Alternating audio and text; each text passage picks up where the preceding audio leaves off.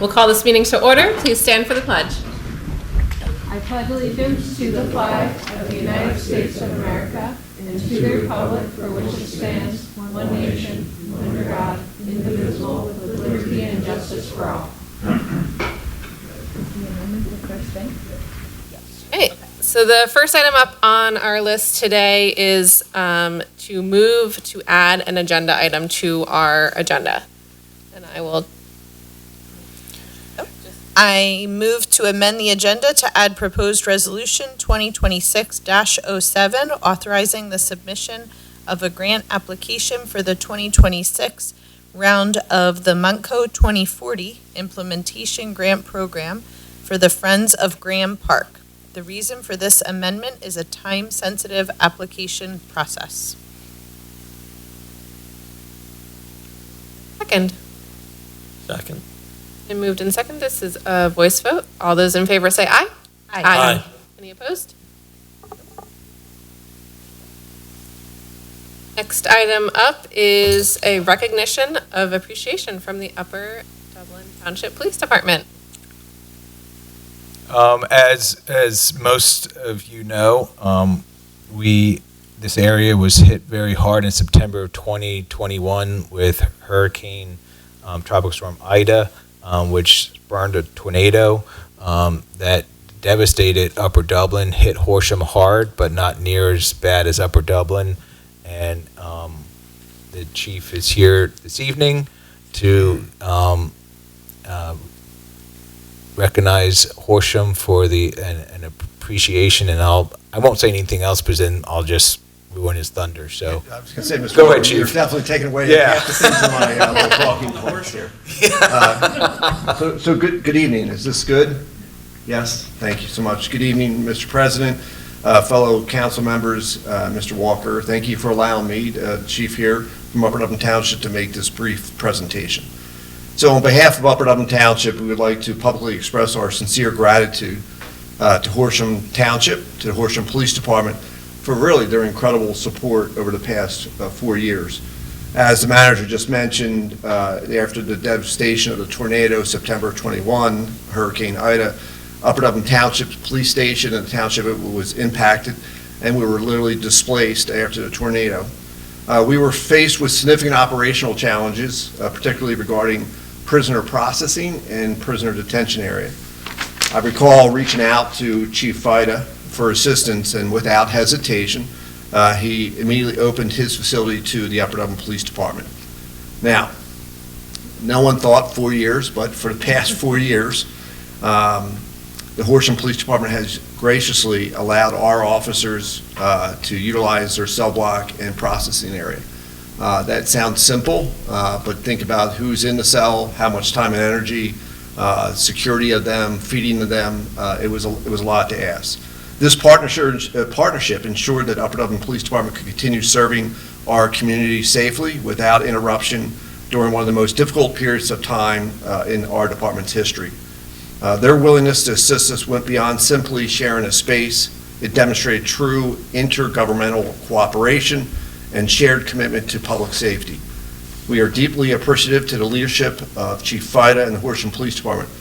Their support reflects the very best of public safety and public service in the region. Just in closing, on behalf of our commissioners, the Upper Dublin Township Commissioners, the entire Upper Dublin Police Department, our residents, we want to personally thank you for standing up with us during the most difficult time. So at this point, I just have a plaque to present to Chief Fida.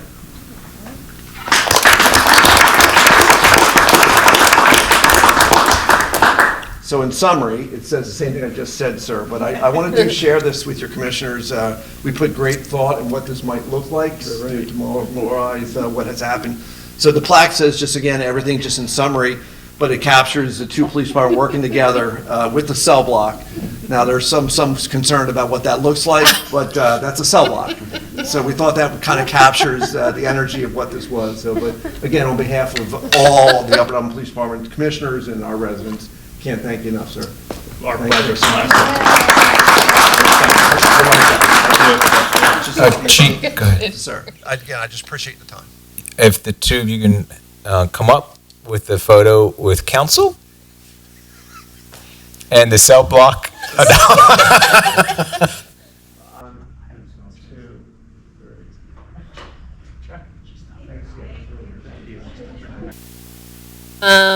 All right, the next item, did that get printed out? Next item up was is opportunities for questions and comments from the public. If there are none, I just want to note for anyone interested that it's Red and Black Week at the high school. So tonight is pool night after this meeting. That's where I'll be headed. And Friday night, for anyone interested, will be the gym night where John's son and my daughter will be not competing against each other. They're actually on the same team. So some different competitions at the high school. It's a lot of fun. So that's all. We'll actually pause and say thank you to our Public Works Department again for clearing the snow. Was that Sunday? Monday. Sunday to Monday. All of the above. All of the above. So thank you again, and thank you to our police and fire and EMS for any calls that they may have had to deal with during the snowstorm as well. And we received a very nice email also thanking our Public Works Department and the township for, people who had to get to work, hospital workers, that the roads were clear in time for them to get to their shift. So thank you. Next item up was supposed to be a presentation from the Miracle Field organization, but that is going to get tabled for a later date. They had a conflicting meeting last minute that came up, and so they were unable to attend tonight. On to the list of checks. I move to approve the list of checks and all funds from February 12th, 2025 to February 25th, 2026 in the amount of $623,975.48 and further move to authorize payment of same. Second. Moved and seconded. All those in favor say aye. Aye. Aye. Any opposed? All right, and then we are moving on to our zoning hearing board applications for this evening. So we have 3 to review tonight. Yes, and 2 are residential and 1 is commercial. Your first one is on Seneca Lane, which is in our Oak Ridge residential neighborhood. They want to put, it's a corner lot. I don't know why that blue strip's there, but it's a corner lot. This is Oak Ridge, this is Seneca Lane here. What they would like to do is put a fence up in their backyard, but they have 2 front yards when they're a corner lot. They better here, so you can see it better here. So this is their house. This is the front of their house. There's the front door and the sidewalk and the driveway here. And so they face Seneca Lane there. This is where they want to put the fence, which is mainly their backyard, but this side of their property is considered a front yard because they're a corner lot. So this is a front yard, and this is a front yard because it faces the street. So our zoning code only allows 4 feet high in the front yard, and they would like to put a 6-foot high fence. It would be a black aluminum fence. It wouldn't be a privacy fence, but a 6-foot high fence in that. And the staff is neutral to their application with the condition that they install the fence that they say they are in their application.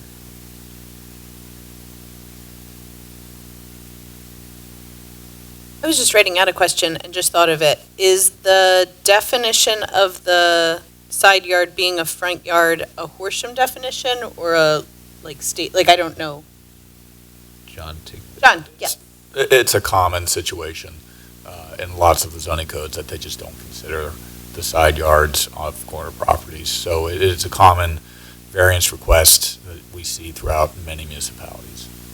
Usually when you get into more updated zoning codes, form-based zoning, some people are starting to address that with different lot layers Okay. and assign different lot layers to corner properties, but unless you've gotten that far, this is a common.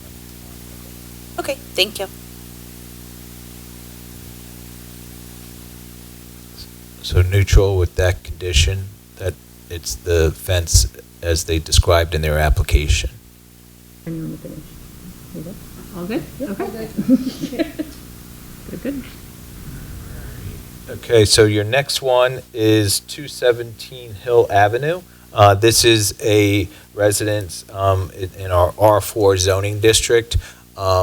This is a house that was built in 1955, and to our best knowledge and our historical records here at the township, which goes back to the 30s and 40s, there have been no improvements on this property whatsoever since it was built in 1955.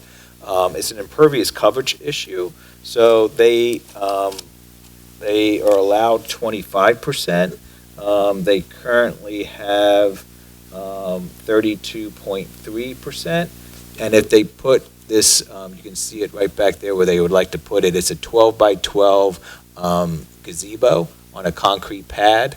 They would go to 33.8% impervious coverage.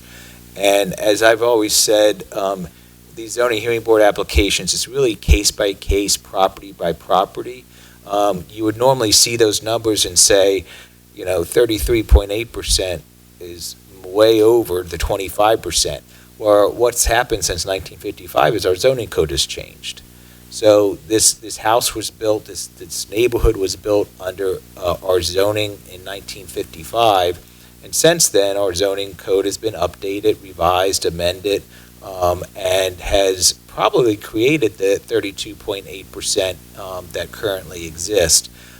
As I said, they have no improvements.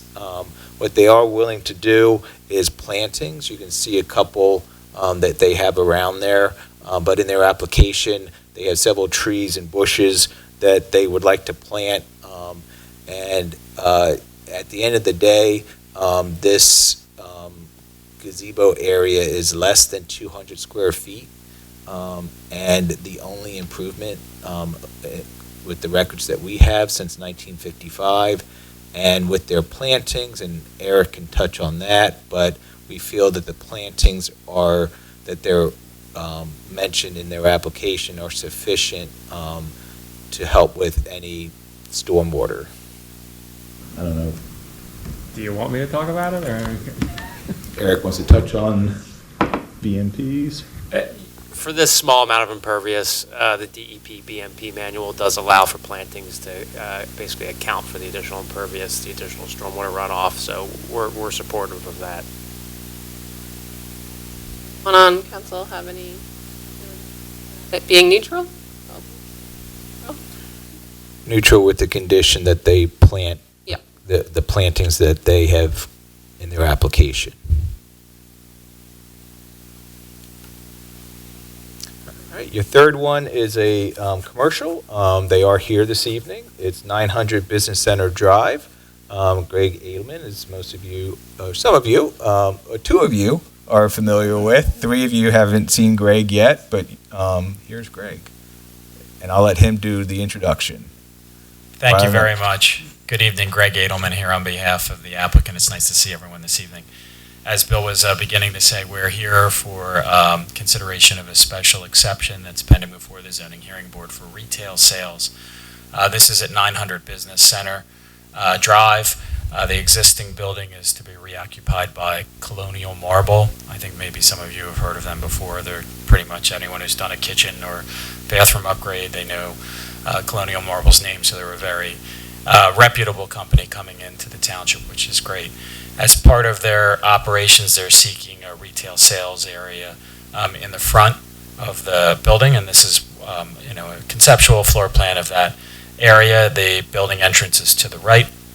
The retail sales area is what's in crosshatched. Your ordinance permits retail sales as an accessory use, customary and incidental to these types of operations in your business park district.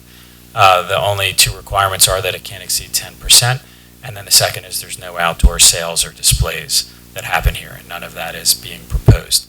The overall site has more than enough parking. It has about 217 parking spaces. And I think that was geared really towards when this building was used more for an office use, right, in years past. So it's been retrofitted as the markets have changed. Your business park district has lots of flexible available uses. So the only thing that is, bless you, that needs the zoning relief is this for a special exception from the zoning hearing board. We believe it complies with your objective criteria The proposed retail sales operation is going to be from about 9 to 4, Monday through Saturday. It's appointment only. It's not like Home Depot where you can come in and pick something up and then walk out. It's appointment only, really dealing with customers and clients who are going to be signing up for install and or renovations in their homes. The estimated client number during the week, maybe 5 a day, and then Saturday the biggest would be 20 to 25 during that period of time. And that's, in a nutshell, what's being proposed this evening, and I'm happy to answer any questions with respect to the retail sale operation if you have any. Know when deliveries occur at the property and how those timings of deliveries of granite slabs or trucks moving it in or out of the building, when that occurs and how that may overlap with the showroom? Well, it doesn't really influence the retail sales at all. The retail sales is once they've installed, your showroom kitchen or whatever. It's not really dependent on deliveries. So that really deals with just the by right use. Deliveries that come in, they'll come in the standard direction. And they'll come, I believe the loading docks are towards the rear. But whatever the ordinance permits, and then there's an income and an outgo. And whatever your ordinance permits in terms of deliveries is what they're going to do. I don't have 100% specifics to tell you. I just know they have to abide by whatever your ordinance permits.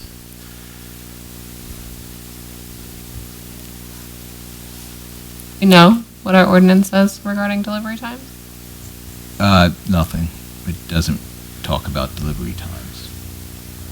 I believe there are noise ordinance requirements, of course, that we have to comply with as well.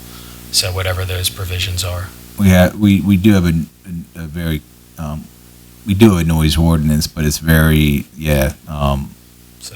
but we're going to amend that and make it stronger and more clarify. Yeah, so they're not seeking. That was already in the works. That's not based on. That was other things to do. I figured we weren't the precipitating factor, but whatever the business park district permits is what they're going to do, and whatever your ordinance permits is what they're going to do. That's what they've signed up for. They know they're not going to get any special relief to do something at a time that's not permitted or in a way or manner. Yeah, our ordinance does require, it doesn't allow any outside storage. Right. Our ordinance doesn't allow anything to happen outside. All the manufacturing, everything has to be done inside. And I can tell you, Colonial's plan is to do everything inside and to shut all doors. When they're doing that. Of course, if a delivery comes at the time somebody's cutting, there may be a momentary impulse sound that comes through, but otherwise, the manufacturing all will occur inside. No storage outside, no cutting of anything outside. So all that will happen inside the building. And I know you have other locations. There are other locations. Right. Even though that's happening inside, is it heard outside? No.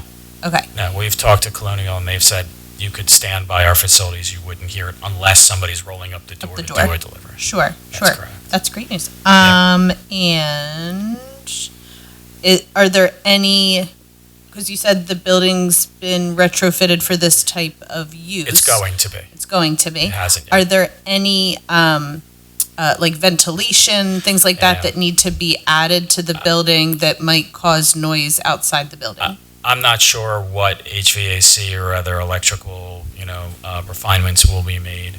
I'm sure there will be some, but whatever it is, we'll have to comply with the decibel requirements under building code in terms of exhaust and or outdoor noise. So whether it's a compressor or a fan or something like that, it's all going to have to comply with your maximum decibel levels permitted.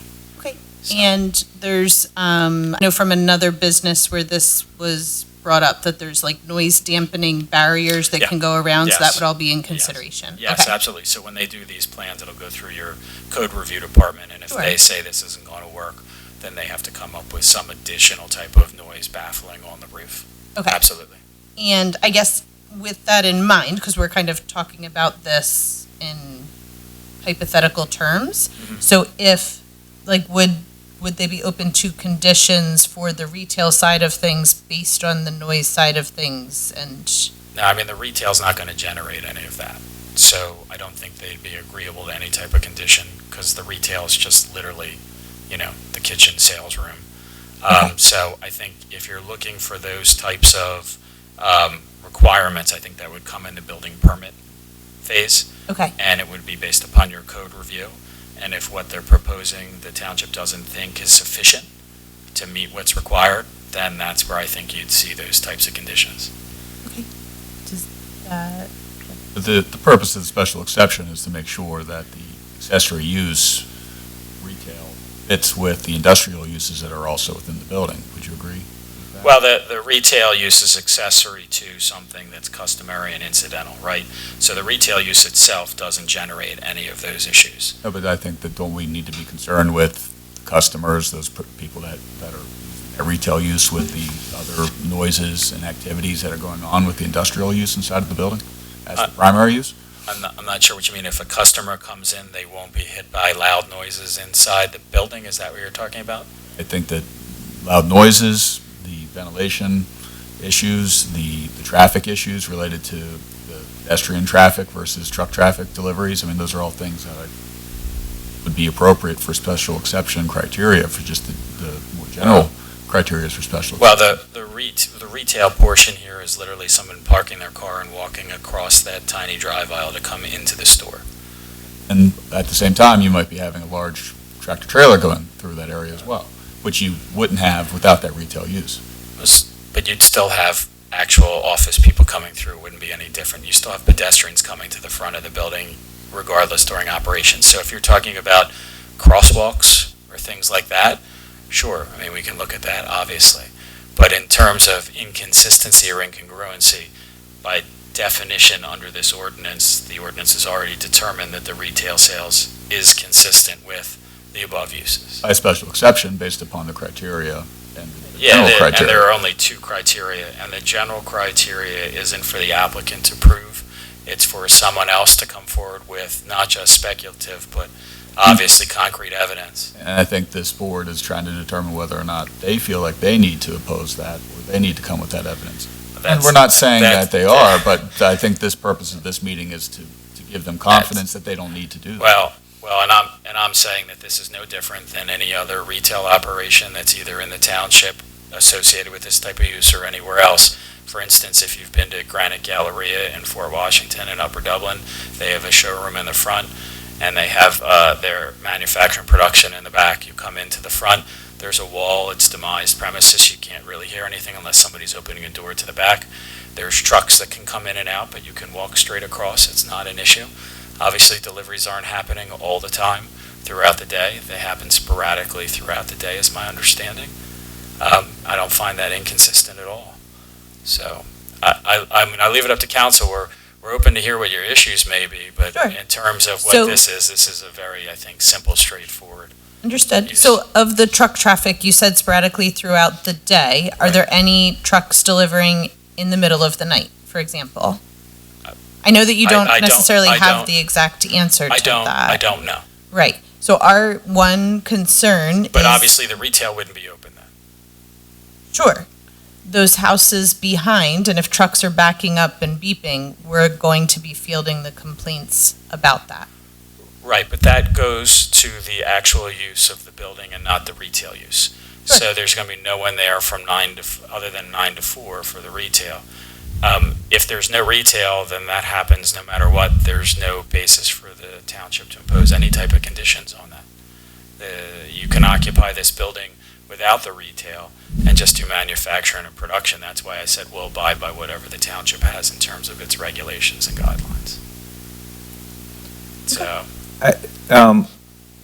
Does tractor, I don't know the granite business. Does tractor trailers deliver the granite, or are they other types of trucks? my understanding is it varies depending upon the supplier and the material to be supplied.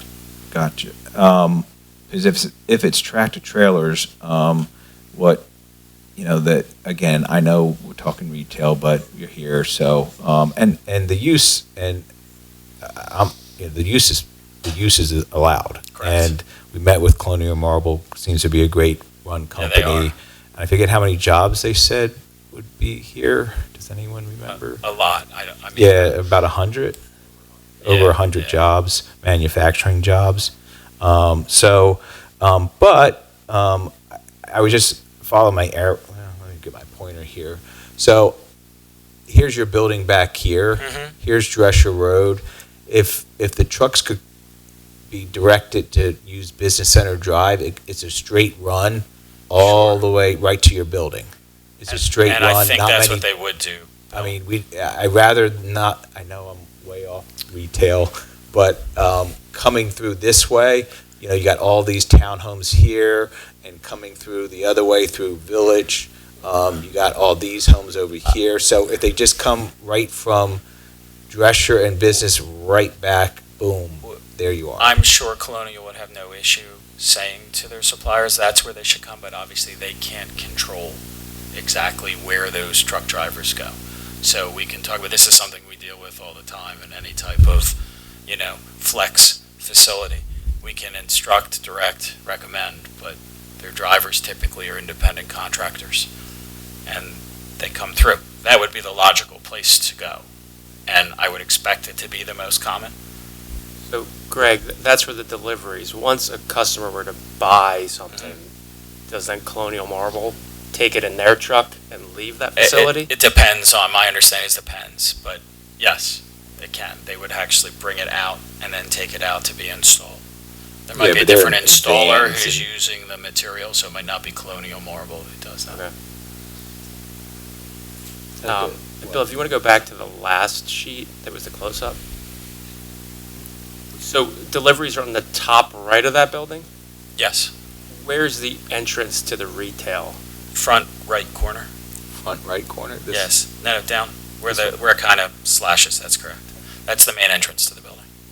So that's where the retail users would come in, and that's also the driveway that trucks would use to get back to the loading? Or the loading's on the left side of the building? No, that's the exit on the left side. The loading's on the right side. Yeah, they go. So they come in, drop off, and then...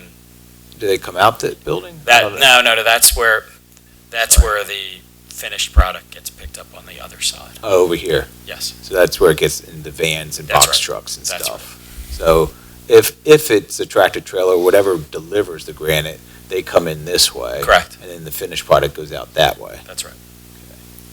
And So then this is all offices and the showroom in this That's section. right. That's what you saw on the floor plan.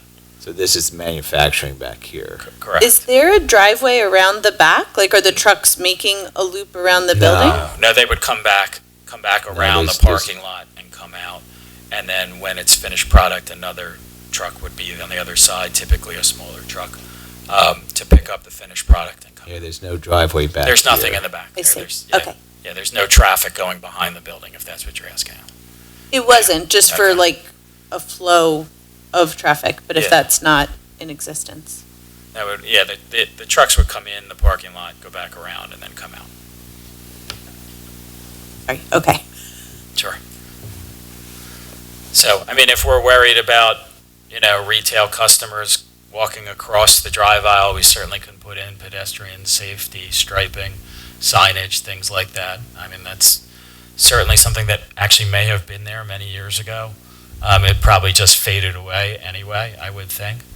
But that's not an issue.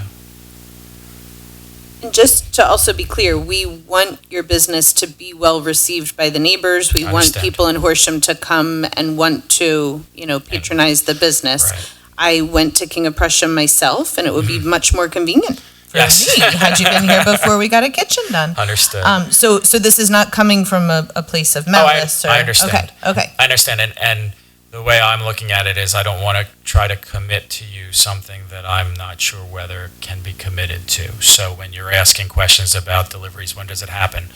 Colonial can't control every single delivery.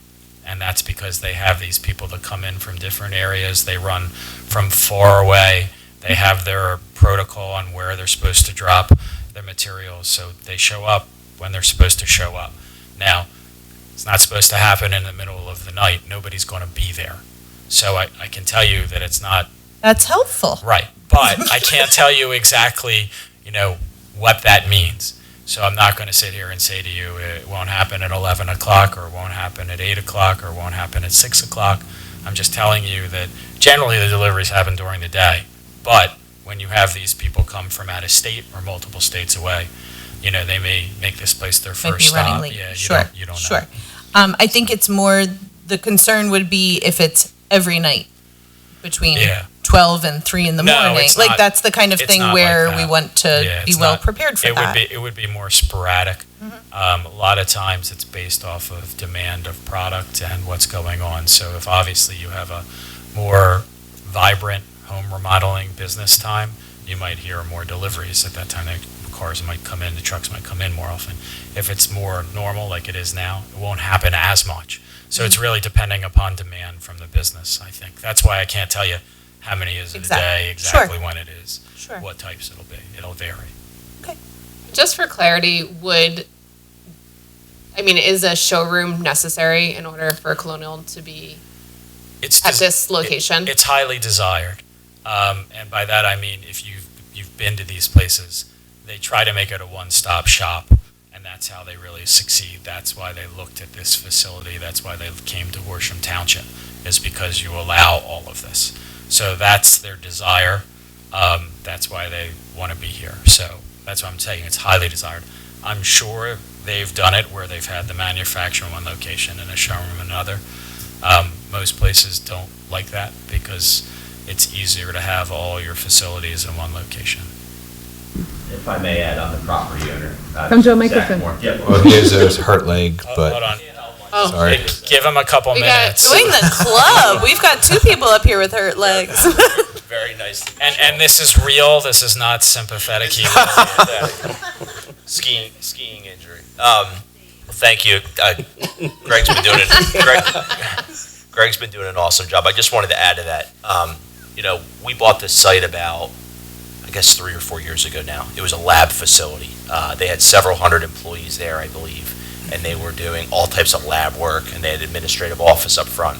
When I originally talked to Colonial about this site, they had discussed putting their showroom in one facility and putting their manufacturing in another. I truly believed that when they were desiring to put it all under one roof in Horsham, that was accretive to Horsham, because by right today, I can solely make this a manufacturing and production facility with no restrictions on truck traffic or anything you're discussing. But what we're proposing is, hey, let's make it an amenity to the community. These guys have an awesome reputation. If they're bringing customers in there that live back behind there, they're certainly not going to want to be disruptive. They want to be a good neighbor, and I think having that showroom is accretive because now they're bringing in the community to shop there, and they're going to be more respectful of their neighbors because they're customers. And they're in King of Prussia today. I showed them properties in all the way from Conshohocken all the way out to Ben Salem that we own in the portfolio that we want to be in Horsham. We think it's the right demographic. We like the community. We think it's the right property. It's where we want to do business, and we want to be a good neighbor. So unfortunately, they couldn't be here tonight to demonstrate the same thing, but I wanted to give you comfort in my conversations with them. It wasn't like this is one building I had available and they needed to move and they're cramming themselves in here. It was a 6-month survey that I did with them. We evaluated the zoning of all the different sites, and when we looked at it and we saw that retail was something that we needed to get approved as an accessory, I thought it was going to be a no-brainer because it just makes them a better neighbor. So I wanted to share that and just add my thoughts on that. Yeah, so I think that in light of, all of that and also wanting to be good neighbors, and like maybe some of these conditions would be open for discussion to ensure that they are being, good neighbors, and that when this goes to the zoning hearing board, you don't get a flood of neighbors in opposition. So that's, I think, why we wanted to talk about some of the conditions. Understood, and that's why I do appreciate the process that this council has, reviewing zoning applications prior to showing up at hearings. I think it's a much more cooperative effort to be able to have the discussion here than just having John show up, as much as I'd like to hang out with John at a zoning hearing and then try to figure it out. So I understand. The issue we run into is what I'm talking about here is just there's a lot of things we can't control. So that's why I say that the noise, if your noise ordinance gets up, they have to comply with that. So those are really the big concerns, especially when you have residential backing up to, a flex type of use. So. And from what I've heard, the discussion going back and forth, I think we are sort of agreeing to a couple conditions. One is the garage doors. So Sure. That could be a condition. That's not in our ordinance. I understand. So But you've agreed to, like, if they're working in there, the garage door's shut. Yeah, unless someone is coming in and out. to That, do that, something. yes, yeah, if there's a Within delivery, reason. understood, Yeah, yeah. well, yeah, if it's But hot outside, we'll if- turn on the air conditioning. We won't be opening the garage, right? I understand. So that could be an agreeable condition. Sure. And then I think if they add anything new, an air handler, a compressor, or anything like that, we've added it to our facilities. Those I don't know, they're called noise mitigation Yes. fences and Yes. panels. You can buy them on Amazon. I think that's fine. You like Yeah, they noise just, dampeners is really again. what they are. It's just That's being. fine. It's just like you I just agree. said. Keeping Colonial a good neighbor with everybody. Sure. It's not an expensive. And that's if anything is needed. I that's- don't know if they're going to put anything new in. What exists Sure. out there, the neighbors have listened to for I don't know how long. But if they need something that isn't there, like an air handler or a compressor or something Sure. that's outside that hasn't been there, just put up one of those, That's fine. noise fences. And we just did one a year ago at our firehouse on Meeting House Road. Sure. And then the last thing is just sort of commit. There's no guarantee what you said about the trucks, but encourage your tenant to use that. We understand that because we deal with other companies in town I was that like- has I was truck like, traffic. yes. So, but just like you agree to just tell your tenant to tell their subcontractors to use Business Center Drive off Absolutely. Drescher Road. That's not an issue either. And I think that's a good start.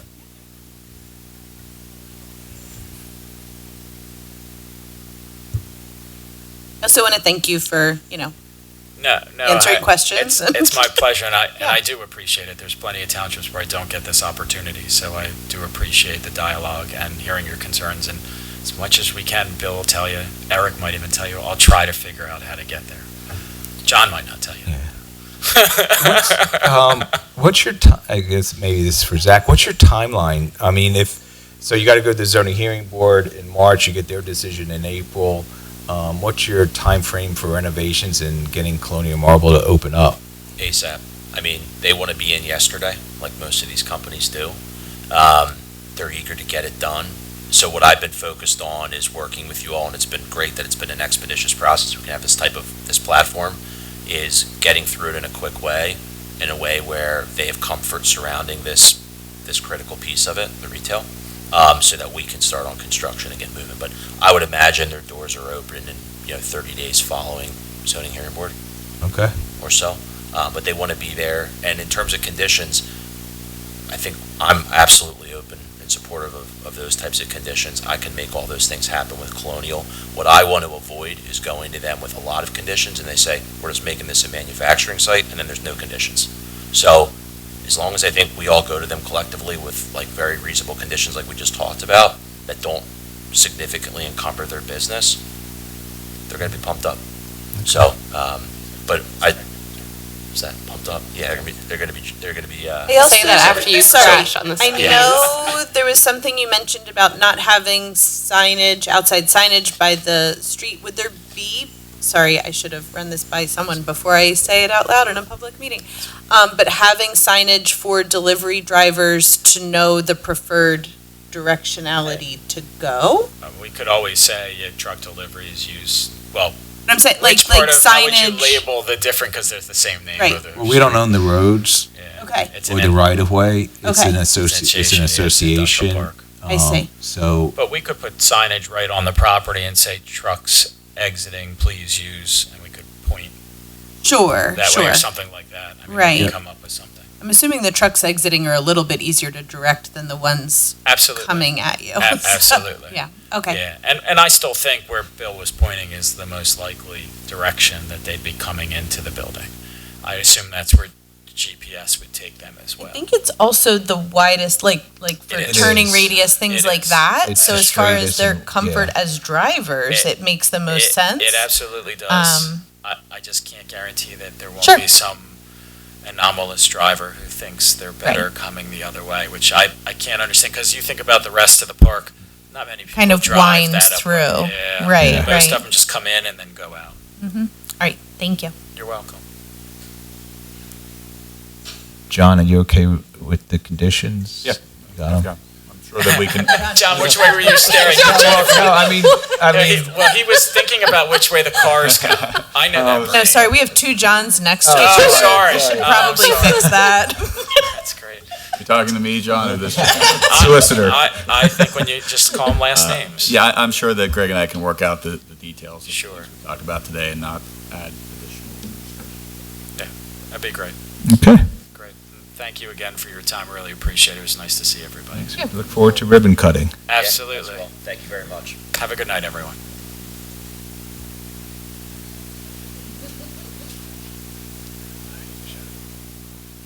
Next item up is to consider the results of the following bids for the ADA ramps. And I'll toss it over to, So this is our ADA ramps for our paving project this summer. As you know, we have approximately 40, which is very high. Never had that amount, but these are the roads that need to be done.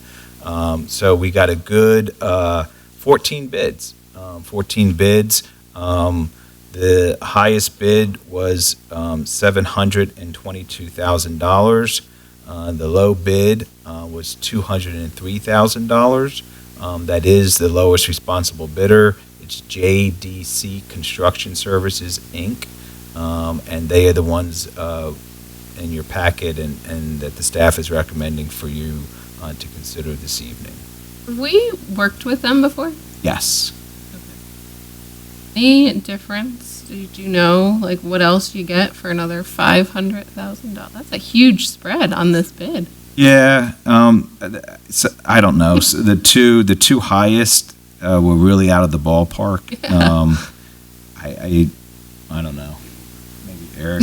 That's when you give it to the new employee and tell them to put a bid together that they don't know what they're doing. They're using granite, cobblestones. Okay. All right. And just for public information, can you share how much was budgeted for this project and what, so we're coming under budget? We budgeted $5,500 a ramp, and this is about, if I remember, $5,075 a ramp. So we're right there on budget. Awesome, thank you. Is there a motion? I move to award the ADA ramps bid to JDC Construction Services in the amount of $203,000 and hereby authorize execution of the contract for seam. Second? Been moved and seconded. All those in favor say aye. Aye. Any opposed? Ayes have it. And the last item up we have is the resolution for the Montco 2040 Implementation Grant Program. Just to explain their project and what's happening. So the Friends of Grant Park, everyone knows Grant Park out on County Line Road. They do weddings there. They have a big wedding tent, and that sustains the historical park. The state does not give enough money to maintain the park. So the Friends group, the Friends of Grant Park, years ago started this wedding venue. And the money and profit that they get from holding these weddings goes to the maintenance and upkeep of Grant Park. So that's a big positive. The pathway that goes to the wedding tent has always been stone. Well, it was dirt, then stone. And, a lot of people come to these weddings as normal weddings. Some of them are elderly people, some of them are disabled people. So what they're looking to do is asphalt the path. Asphalt the path, and also put in some new accessible picnic tables around where their barnyard is and their gift shop is. So the whole total project is $20,000. They are using the Montco 2040 Implementation Grant Program, and those guidelines it's mainly for municipalities, but if the municipality is not applying for the program in a given year, and no one else is applying for the program in the municipality, they will allow a nonprofit organization to apply with the municipality's okay, which is what the resolution is this evening. So we are not applying this year to the grant program. So the Friends of Grant Park have made application. It's due March 2nd. So tonight's your only meeting before March 2nd. allowing this resolution. The total project cost is $20,000 for the asphalt path as well as the picnic tables. And if they are successful with the grant, the county grant program will pay 80%, which is $16,000, and Grand Park has to pay 20%, which is $4,000. And by approving this resolution tonight, is the township on the hook for anything? We are just saying that we're allowing them to submit the grant within the Yes. township. Yep. We're not on the hook for anything. I move to adopt the resolution as proposed, authorizing the submission of a grant application for the 2026 round of the Montco 2040 Implementation Grant Program for the Friends of Grand Park in the amount of $16,000 for ADA-compliant walkway to the event tent and more accessible picnic tables in the barnyard. Second. Moved and seconded. This is a voice vote. All those in favor say aye. Aye. Any So opposed? Oh. It should be a roll call. Sorry about that. roll call. Nah. Sorry. All right. Take it back. Mr. McCarty, how do you vote? Aye. Dr. Patterson, how do you vote? Aye. Ms. Thompson, how do you vote? Aye. Ms. Chunky, how do you vote? Aye. And Ms. Laff, how do you vote? Aye. Motion passes unanimously. So next up, we will announce that the next Horsham Township Council meeting will be held on Wednesday, March 11th at 6 p.m. Also want to highlight that the Read Local Author Showcase will be on Saturday, February 28th at the Horsham, so this Saturday, at the Horsham Township Library from 2 to 4 p.m. I know that it is full and the library had more authors than they could even fit at this event, so it should be fabulous. The next Horsham Farmers Market is Sunday, March 15th, 10 a.m. to 1 p.m. at the Horsham Township Library. And Horsham Day is scheduled for Saturday, June 6th, with a rain date of June 7th. And before we adjourn, I just have to announce that we are going to have an executive session after council to discuss matters of real estate, and we will not be planning to return to the bench after that. So with that all in order, meeting is adjourned.